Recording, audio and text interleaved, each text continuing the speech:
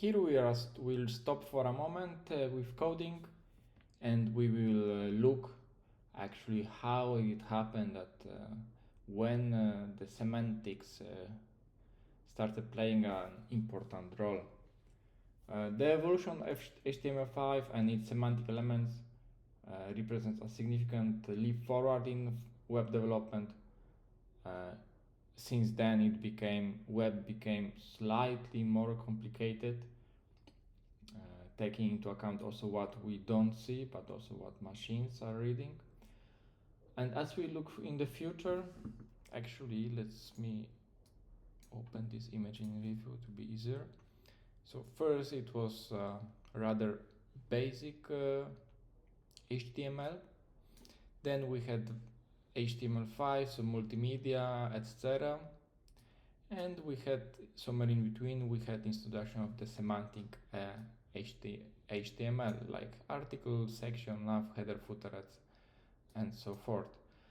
And as we look forward in the future, it's clear that semantic accessibility and machine readable code will continue to shape the development of HTML standards and practices.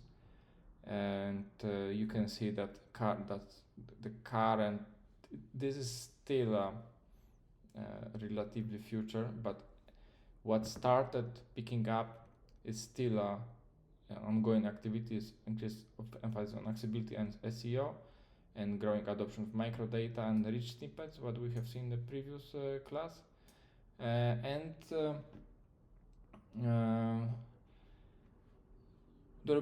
There are still ongoing works with semantic enhancement and other version of HTML, which is improving it. So if we will Google HTML 5.2, it's already quite a few years back, and HTML3, it will be another major version, 4 is not yet there.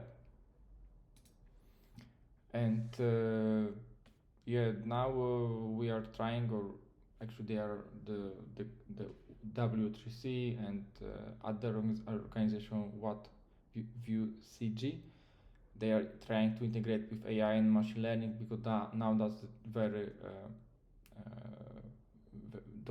hot topics to make the web even smarter. And yeah, we are predicting that there will be more advancements in the web standardization.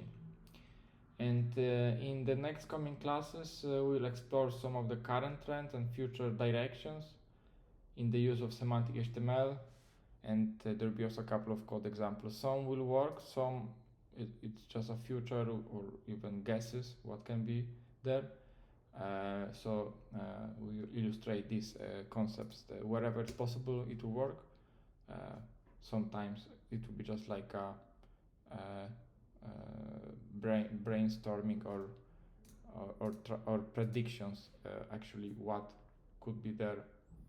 And I will talk a little bit more about accessibility in the next class.